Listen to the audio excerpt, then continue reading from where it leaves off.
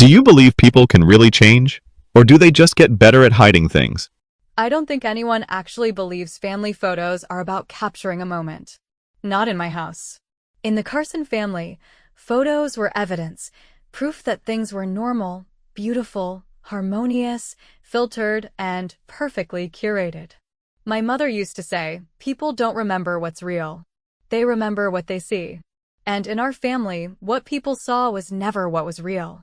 That morning, the light came through the windows in that washout kind of way, the same way it always did in the Carson living room, soft, sanitized, like someone had turned the exposure up too high to bleach the truth out of everything. My mother stood in front of the beige sectional, holding two matching sweaters, one oatmeal, the other eggshell, and comparing them like they weren't the exact same damn sweater. She squinted at them like the fate of our family legacy depended on the correct shade of bland. "You'll wear the eggshell one," she said without even looking at me. "Oatmeal washes you out. And for the love of God, no bright colors. You'll ruin the aesthetic." I nodded. Because I always nodded. That was my role. Nodding quietly. Stepping slightly to the side in every group photo. Making sure the golden light fell on Claire's cheekbones, not mine. Laughing at Frank Carson's corny dad jokes like I hadn't heard them since I was 7. Pretending I didn't notice when Ben, Claire's husband, let his hand linger too long on my shoulder. Nodding, always nodding. But today was different. Today was supposed to be mine. Graduation. The end of 4 years of busting my ass through a degree in art therapy that my mother said was cute, but not marketable. I had earned that bright red robe, stitched with the emblem of my university and lined with the color of my program, gold, the irony of which didn't escape me. So I took the sweater. I held it in my hands like it was something sacred, walked down the hallway, and stepped into the small guest room I always stayed in when I came home. Claire had her childhood room, still preserved like a museum exhibit, but mine had been repainted the moment I left. Beige, of course. With a twin bed and the same abstract print on the wall that you'd find in a hotel bathroom. I closed the door, locked it, and pulled out the robe I had hidden in the bottom of my duffel bag. You have to understand something, this wasn't about the robe. It wasn't about color. It wasn't about fashion or rebellion or Instagrammable drama. It was about the fact that I had finally done something that wasn't beige. I had chosen something bold, loud, proud, and most importantly, mine. And I had stitched something on the back. Not words. Not a message. A name. A name they had buried a long time ago. I draped the robe over my shoulders, and it felt heavier than I remembered. Maybe because of what it carried. When I came back down the stairs, the first person who saw me was Claire. She was holding her daughter, who looked at me with those big, curious toddler eyes. Claire's smile froze on her face, and for a moment, I thought she might say something. But she didn't. She just stared, blinking slowly, like I was a puzzle she hadn't been warned about. Then my dad turned around, and I could see it in his eyes, recognition, yes, but also that same tired dread he always wore when things threatened to get messy. He had never been the kind of man who fought for anything. He floated, like driftwood, going wherever the tide carried him, and in our family, that tide was always named Meredith. And then she saw me. My mother stopped mid-step, her mouth opening just slightly, like she was about to say something and then thought better of it. Her eyes scanned the robe, then moved to the name stitched across the back, and I swear to God, I watched her jaw tighten like she had just swallowed a stone. No one spoke. For once, no one had a script. In that silence, I could hear the clock in the hallway ticking. Claire's daughter dropped her sippy cup, and it hit the hardwood with a dull thud. Still, no one moved. And that's when I knew I had hit the vein. "You said no bright colors," I said calmly, folding my hands in front of me. "But this isn't about color, is it?" My voice felt foreign in the room, too real, too direct. Meredith blinked once, twice, and then, as if trying to collect the shattered pieces of control, she said, "Take it off, Rachel. Right now. We're not doing this."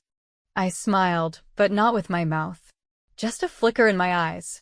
"No," I said, slowly, deliberately. "We're finally going to do exactly this. It's funny. In families like mine, where silence is more powerful than any punishment, where the image is everything, truth doesn't explode. It seeps, like water through cracks. Slowly at first. But once it starts, it never stops.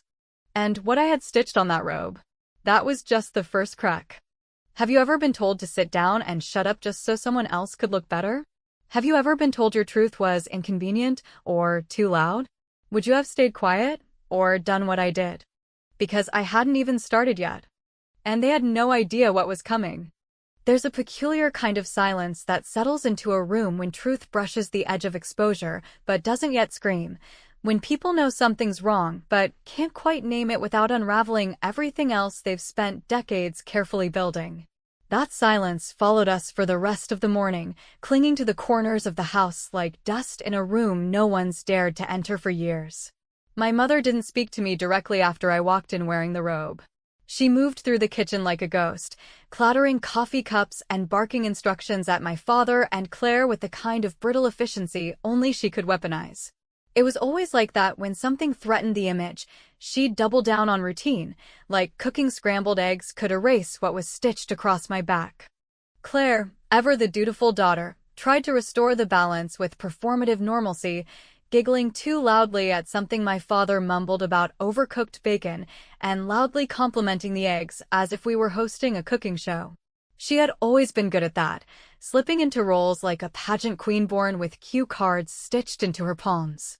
But there was a tension in her smile now, a twitch just below her eye, and I knew, without her ever saying it, that the robe, the name, the act of disobedience had pierced something in her too. Whether it was guilt or fear, I couldn't yet tell.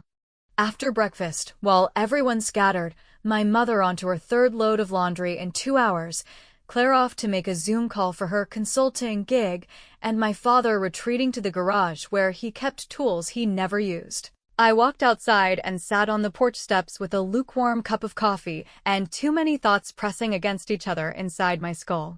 The robe had been just the beginning. I knew that.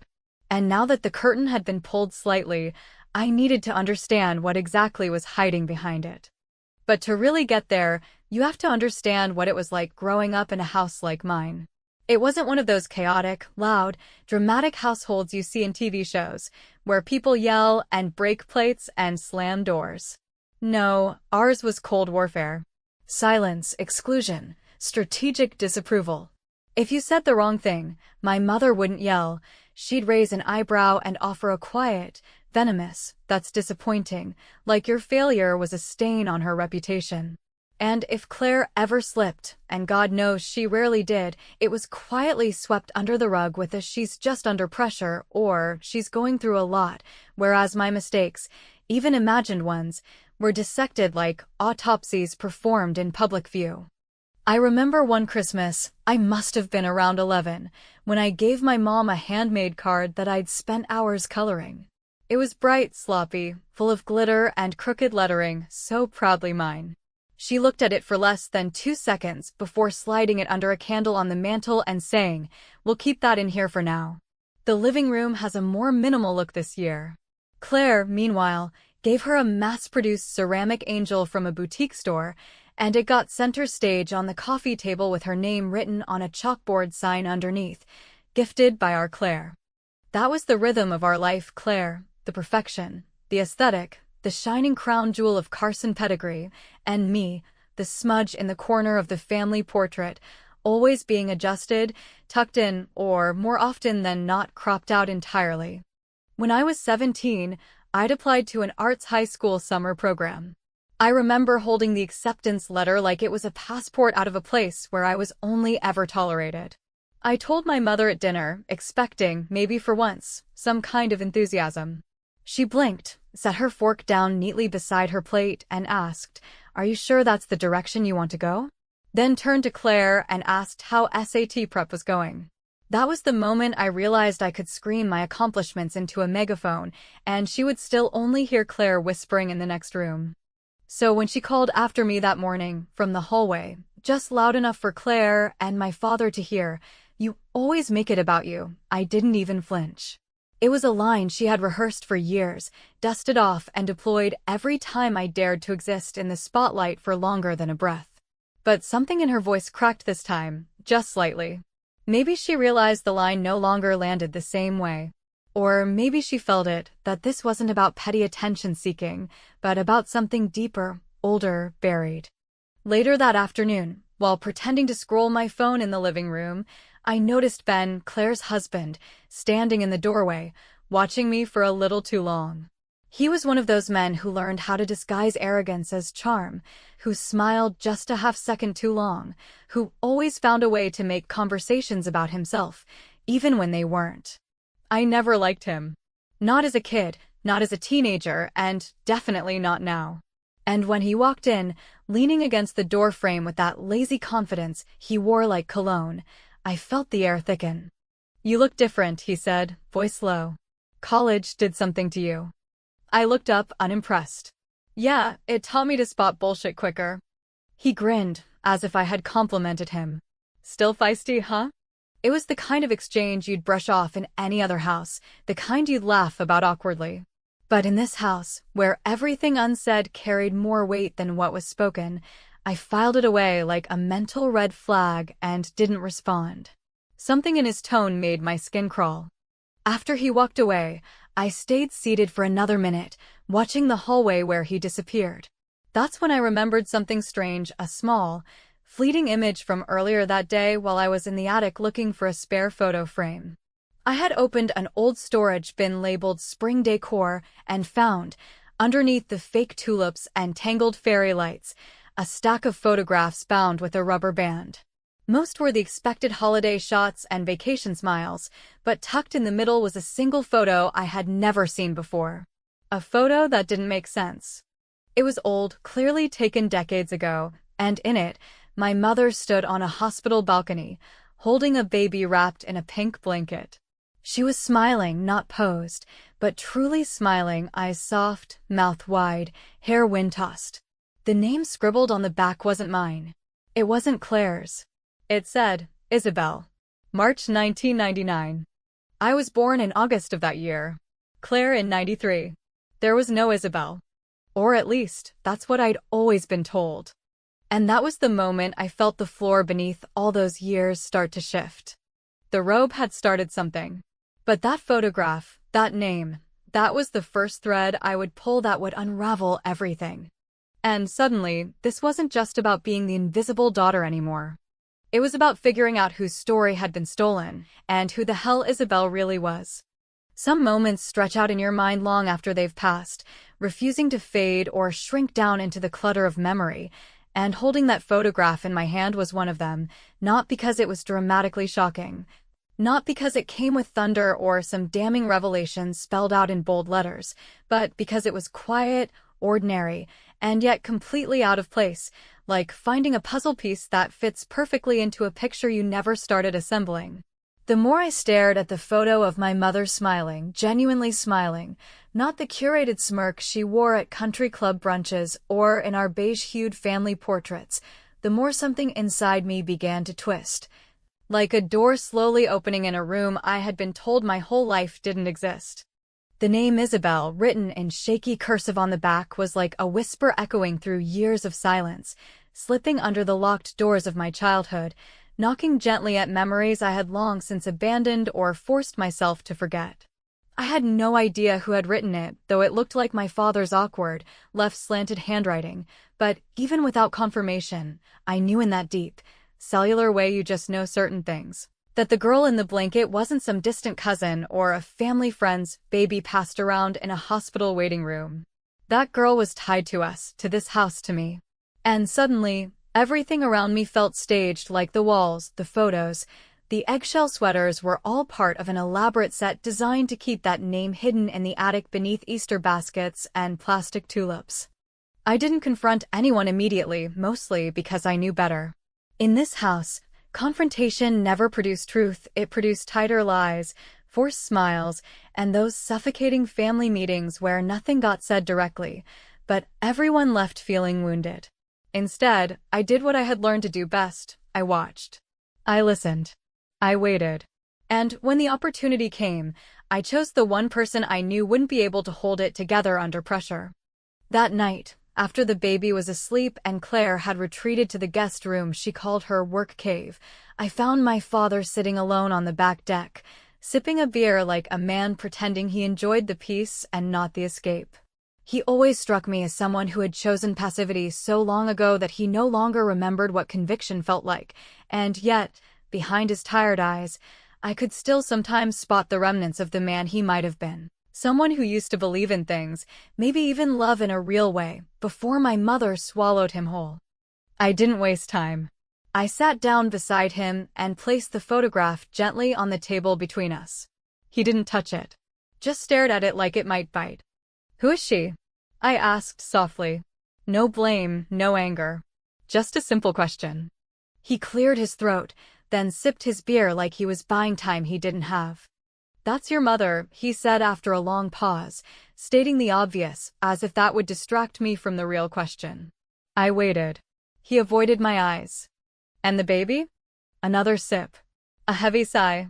His shoulders dropped just slightly, like I had pulled a memory out of the dark, and it hurt to look at. Finally, he said, "That's complicated. Try me." He rubbed his hands together, staring into his lap, and for a moment, I thought he might actually tell me the truth, or at least a version of it. But then he did what he always did, retreated. "You should ask your mother," he said quietly, already standing up. "It's her story." I wanted to scream, to throw something, to shake him and demand he act like a father for once in his life, but I didn't. I just sat there, watching him walk back into the house with that same hunched, defeated posture that had followed him around for years, and I realized that if I wanted answers, I'd have to dig them out myself. My father wouldn't fight for anything, not even the truth. The next day, I waited until everyone was distracted, my mother reorganizing the spice drawer, Claire obsessing over some pitch deck, Ben God knows where, and I brought the photograph into the living room. I placed it face up on the table during lunch, casual as you please, and waited. When my mother finally noticed it, her fork stopped midair. Her face didn't fall. It collapsed. Completely. Her hand shook just slightly, then recovered. She looked at me, then at my father, and then, strangely, at Claire. "Where did you find this?" she asked, her voice thinner than I'd heard it in years. "In the attic," I said. "Under spring decorations." Claire leaned forward slightly. "Who's Isabelle?" The question hung in the air like a fire alarm that no one moved to silence. My mother didn't answer. She stood up, picked up the photo, and said, "We're not doing this," before walking straight out of the room and slamming the door behind her. But I had already seen what I needed. I had seen the way Claire's eyes flickered, not with confusion, but something closer to guilt. And that night, while brushing my teeth, I caught Ben watching me from the hallway mirror. I turned slowly, meeting his eyes, and he smiled in that slow, unsettling way of his, the kind of smile that says I know something you don't, and I enjoy that. "You always like to snoop, huh?" he said, not bothering to hide the threat in his voice. I didn't respond, because suddenly, I understood something terrifying. This wasn't just about a lost name or a family secret stuffed in a box. This was about a lie big enough that everyone in the house had built their identity around it. A lie that might have started with my mother, but didn't end with her. And as I lay awake that night, staring at the ceiling of my childhood bedroom, I couldn't stop asking myself, if Isabelle was me, or worse, if Isabelle had been before me, what exactly had my mother done? And why had everyone around her been willing to help her hide it? The next morning arrived with a kind of brittle sharpness in the air that didn't belong in early summer, the sort of chill that lives not in temperature but in tension, in the unspoken weight of everything teetering on the edge of revelation. And I could feel it in the way no one made eye contact at breakfast, in the overcompensated cheerfulness of my mother's forced humming as she moved around the kitchen in her house slippers, and especially in the way my father kept adjusting his glasses. That didn't need adjusting, as if fiddling with the frames could blur out the questions he didn't want to answer. Claire avoided me entirely, glued to her phone as though scrolling through the lives of strangers online might offer her a safer reality than the one unraveling quietly around her own family table. I, on the other hand, had reached a point beyond politeness, beyond the fear of rocking the boat, beyond the habitual deference I had been trained into since childhood, and somewhere between that photograph and Ben's quiet, smug insinuation the night before, I had developed a new kind of clarity, one that didn't seek confrontation for drama's sake, but for liberation. And what better place to seek clarity than the only place that ever made sense when the house above became unbearable, the unfinished basement where boxes of forgotten life sat gathering dust, a sort of archaeological dig site for secrets too inconvenient for display. I descended the creaky stairs sometime around noon, when I was sure my mother would be locked in one of her obsessive chores and Claire would be occupied with her children's nap schedules. The basement hadn't changed since I was a child. It still smelled faintly of mildew and mothballs, that oddly comforting scent of old paper and undisturbed time, and as I stepped over a broken vacuum and ducked under a crooked shelf, I saw the same stacks of storage bins and filing boxes, each marked with my mother's signature neat labels, everything in alphabetical order, as if secrets could be controlled if only they were filed correctly. I dug through boxes labeled tax records and holiday cards and eventually found one marked Medical, 1990s. My hands didn't tremble as I opened it, but something deep inside me buzzed, a low hum of adrenaline and dread. Inside were envelopes, insurance statements, outdated appointment cards, and finally, a hospital intake form clipped to a yellowed sheet of paper. I read the name at the top once, then again. Isabelle Carson. Date of birth, March 14, 1999. Mother, Meredith Carson. Father, Frank Carson. No adoption paperwork. No explanation. Just a name that had never existed in my reality, until now.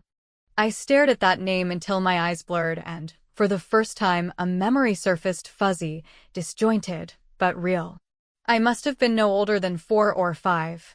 I remember a woman's voice, not my mother's but gentle, kind, calling me Izzy and tying my shoes in a room that wasn't my bedroom, in a house that didn't have beige walls. The smell of cinnamon. A laugh that didn't belong to anyone I knew. And then, just as quickly as it came, it vanished, leaving me disoriented and breathless. I took the document, folded it into my pocket, and climbed back upstairs with a strange sort of calm, not the stillness of peace, but the focus of a soldier walking into battle. My mother looked up from wiping down an already clean countertop, and for a moment, I thought she might ask me where I'd been. But she didn't. She just gave me that tight-lipped smile, the one she wore like armor, and returned to her polishing. By mid-afternoon, I found myself walking toward the edge of our neighborhood, where the houses became less pristine and more real, until I reached the small, fading blue house that had belonged to Mrs. Green, our old neighbor and, for a brief time in my childhood, the closest thing I had to an ally. She had been the type of woman who let me eat ice cream before dinner when my parents were working late, and she always made sure my birthday card had an extra $5 in it, just for being different.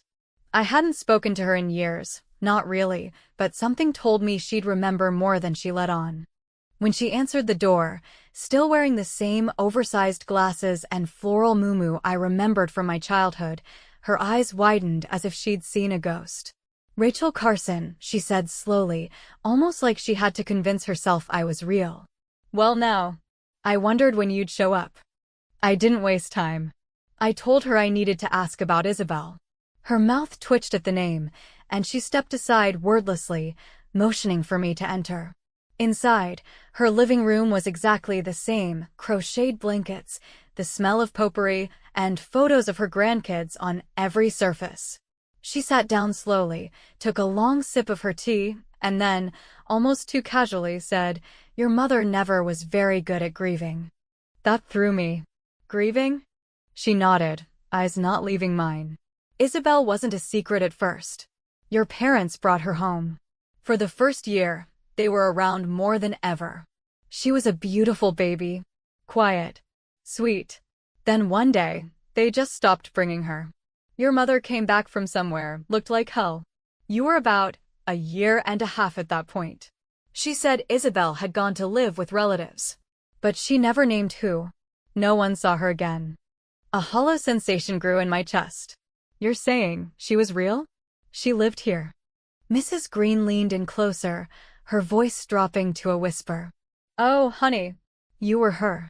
Or you replaced her. Or maybe she became you. I never could figure out what exactly your mother did, but I knew it wasn't clean. As I walked back home, the sky overhead thick with clouds that didn't yet know if they'd rain, I kept running that phrase in my head, she became you. What did that even mean? Had Isabelle died and I had been renamed? Had I been adopted and given her identity to preserve some facade? Or was the truth even darker, more tangled than I was ready to face? That night, I opened the robe again. I had been stitching something new across the hem, something no one else would notice unless they looked closely. And now I knew how I would finish it. Because the only thing more devastating than a truth long buried is one that walks back into the room, wearing your face. And the next morning, I made sure to hang that robe on the back of my bedroom door, in plain sight, for my mother to see. She knocked just after breakfast, and when I opened the door, she stared at the robe like it had grown teeth. "You're playing a dangerous game," she said, voice low, shaking not from anger, but from something closer to fear. I stepped aside, letting her get a full look. Then maybe it's time the rules changed. And for the first time in my life, I saw Meredith Carson back away. The morning of the family photo shoot arrived not with celebration or joy, not with the innocent anticipation of a milestone captured in time, but rather with the kind of suffocating quiet that only settles over a house where too many words have been swallowed, where truths hang in the air like ghosts no one will name out loud, and where each person at the breakfast table stares just slightly off-center to avoid catching the eyes that might speak what the mouths refuse to say. The sun was shining in that harsh, overcompensating way it sometimes does after a storm, trying too hard to pretend everything is fine, casting golden beams through the bay windows onto the kitchen floor where my mother had already laid out the outfits. 5 perfectly coordinated, colorless ensembles arranged with surgical precision, as though harmony could be stitched into linen if only you controlled the palette. She didn't say anything when she handed me the pale cream sweater and the high-waisted taupe pants, just laid them gently across the back of a chair and waited for me to accept them, as if we hadn't already crossed some invisible line in the last 72 hours. As if she could still walk me backward into submission with a neatly ironed blouse and her practiced silence. Claire, dressed in a similar shade of soft defeat, didn't look at me as she adjusted her daughter's collar, and my father, good old Frank Carson, the man who built a whole life out of staying out of the way, busied himself with aligning a picture frame on the wall that had been perfectly straight for years. No one asked about the robe. No one mentioned Isabelle. No one acknowledged the name that still hung in the house like smoke from a fire no one admitted had happened. And still, I said nothing. Because sometimes silence is not surrender, it is preparation. When the photographer arrived, a polite, nervous woman named Cheryl who looked like she regretted booking this session the moment she stepped inside, I excused myself under the guise of needing to check my hair. I walked up the stairs slowly, deliberately, my feet sinking into the familiar give of the carpet that had muffled so many footsteps, so many arguments, so many retreats. And when I reached my room, I closed the door with a finality that echoed, then stood before the robe hanging from the back of it, the one I had stitched in secret, thread by thread, word by word, not for drama, not for shock value, but for something far more sacred: reclamation. The robe was red, vivid, defiant, alive. And across the back, in letters just large enough to be legible in a photograph, were 2 words stitched in black: Isabelle Carson. The hem was lined with dates and initials I had discovered in the medical files downstairs, woven so subtly that you'd need to study it closely to notice them, but once you did, you couldn't unsee them. I didn't wear it out of spite. I wore it because it was mine. Because she was mine, whether Isabelle had died, been erased, or had simply never been given the dignity of acknowledgement. I carried her now, and if they wouldn't remember her, I would make damn sure they could never forget her. I came down the stairs slowly, each step feeling heavier than the last, not with fear, but with a growing sense that something irreversible was about to happen. Cheryl, the photographer, blinked twice when she saw me, her hand instinctively raising the camera and then lowering it again as if unsure whether she was capturing a moment or intruding on one. Claire looked up from her son's juice box and went completely still, her lips parting as if she were about to say something but forgot how words worked. My father's face drained of all color, and he sat down without even realizing he had moved. And my mother, Meredith Carson, the woman who controlled every frame, every holiday card, every perfectly posed memory we ever manufactured, just stared at me with an expression I had never seen before. Not anger, not embarrassment, not even rage. It was fear. And when she opened her mouth to speak, what came out wasn't the sharp, clipped command I expected, but something hoarse, cracked, and barely audible. "Take it off, Rachel. You don't know what you're doing." I looked her directly in the eye, and for the first time, I saw past the performance, past the control, past the power she wore like a second skin, and into something raw and panicked beneath. "I know exactly what I'm doing," I said, calm, unwavering. "I'm telling the truth. The truth you buried under beige sweaters and fake smiles and photos where we all had to look like we loved each other." Claire stepped forward then, her face pale, her hands shaking just slightly. "Mom," she said, but it came out like a question, like she was asking if this was real, if everything she had been handed was built on a lie. And that was when I pulled the letter from the inside pocket of the robe, the letter I had found in a box labeled Miscellaneous Papers, written in my mother's own handwriting, dated just 2 weeks after my birth. It wasn't long. Just a single page. A list of expenses from a private clinic. A note: "Name must be changed on all forms, cannot risk confusion." And a final, chilling line: "Rachel will not remember anything." I read it aloud, my voice steady, even as the words carved into the air like blades. When I finished, the room was silent. My mother sat down. Claire backed away. My father closed his eyes and whispered something under his breath that sounded like, "I told you this would happen." And then I turned to Cheryl. "Take the photo," I said. "Take the real one." And she did. The click of the shutter sounded like a hammer against glass. And just like that, the image was captured, not the lie, not the staged perfection, but the truth in all its broken, bloody honesty. Later, when I packed my bag and stepped out onto the porch, the sun had dipped low behind the trees, casting long shadows across the driveway. No one followed me. No one tried to stop me. I left the door open behind me, not as an invitation, but as a choice they would have to make on their own. Whether to finally walk through into honesty or to keep living backstage. And as I walked away, I didn't feel triumphant. I didn't feel victorious. I just felt free. Because this wasn't revenge. This was resurrection.